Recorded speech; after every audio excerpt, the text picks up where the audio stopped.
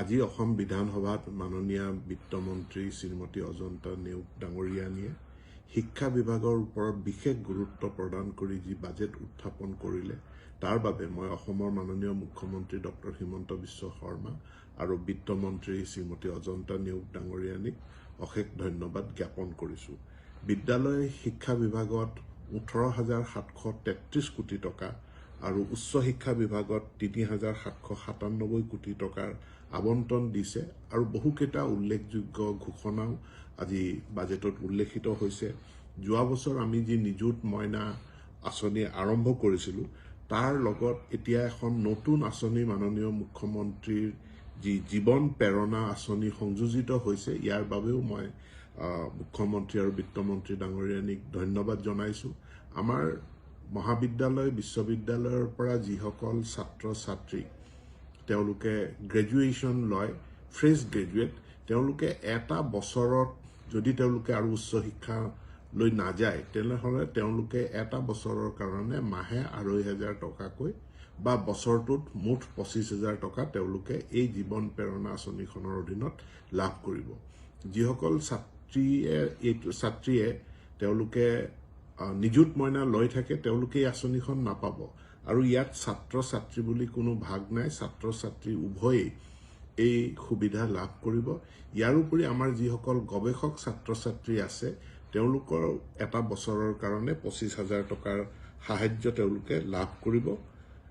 আৰু ইতিমধ্যে আমাৰ কেবিনেটে সিদ্ধান্ত লৈছিল 2025 বৰ্ষটো কিতাপৰ বৰ্ষ হ'ব।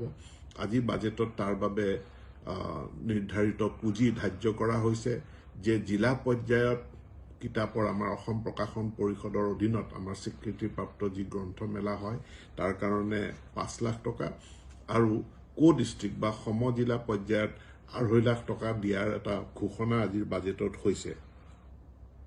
মই আমাৰ ডিপাৰ্টমেণ্টত আমাৰ বিদ্যালয় শিক্ষাত আটাইতকৈ বিদ্যালয়ৰ সংখ্যা বেছি অধীনত, তাতে আমাৰ যিসকল মিড ডে মিল বা PM পোষণৰ ৰান্ধনি থাকে তেওঁলোকৰ পাৰিতোষিক বৃদ্ধি কৰাৰ কাৰণে সময়ে সময়ে দাবী উত্থাপন হৈ থাকে।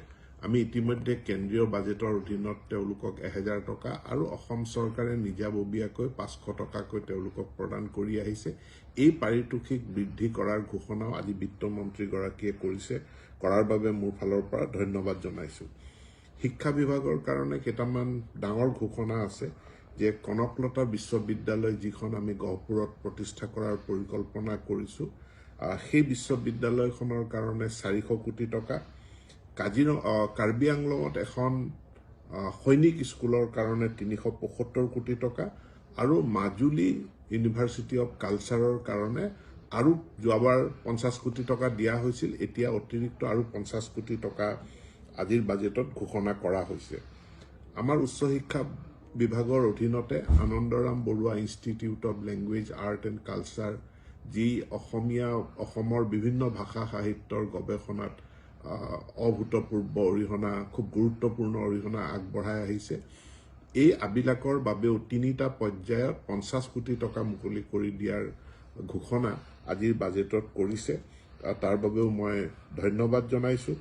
আৰু উচ্চ শিক্ষা বিভাগৰ অধীনত এটা উচ্চ শিক্ষাৰ ফাণ্ডিং এজেঞ্চিৰ আৰ্হিত এটা বিশেষ পুঁজি গঠন কৰাৰ প্ৰস্তাৱ কৰা হৈছে, য'ত উচ্চ শিক্ষাৰ অনুষ্ঠানে বেংকৰ পৰাও লোন ল'ব পাৰিব আৰু এই লোনত যি ইণ্টাৰেষ্ট থাকিব সেই ইণ্টাৰেষ্ট অসম চৰকাৰে বহন কৰিব। তাৰ লগতে 25% ছাবচিডি দিয়াৰো এটা বিশেষ আঁচনি ঘোষণা কৰিছে। মই ভাবোঁ এই বিশেষ আঁচনিখনে অসমৰ উচ্চ শিক্ষাৰ ক্ষেত্ৰত যথেষ্ট শিক্ষানুষ্ঠানবিলাকৰ কাৰণে সহায়ক হ'ব। চৰকাৰখনে দক্ষতা শিক্ষাৰ ওপৰত বা স্কিল এডুকেশ্যনৰ ওপৰত যথেষ্ট গুৰুত্ব প্ৰদান কৰিছে আৰু তাৰ কাৰণে নেলকোৰ লগত যৌথভাৱে যি বিদ্যালয়ত কাৰিকৰী শিক্ষা প্ৰদান কৰাৰ যি বিশেষ আঁচনি লোৱা হৈছে ইয়াৰ বাবেও 50 কোটি টকা ধাৰ্য কৰিছে আৰু শিক্ষা বিভাগত এই নতুন যিখিনি সংযোজন হৈছে আঁচনি, এই আঁচনিখিনিৰ কাৰণে মই মাননীয় মুখ্যমন্ত্ৰী আৰু বিত্তমন্ত্ৰীগৰাকীক মই অশেষ ধন্যবাদ জ্ঞাপন কৰিছোঁ আৰু এই আঁচনিখিনিয়ে অসমৰ বিদ্যালয় শিক্ষা আৰু উচ্চ শিক্ষাক এক নতুন উচ্চতালৈ লৈ যাব বুলি মই দৃঢ়তাৰে বিশ্বাস কৰোঁ।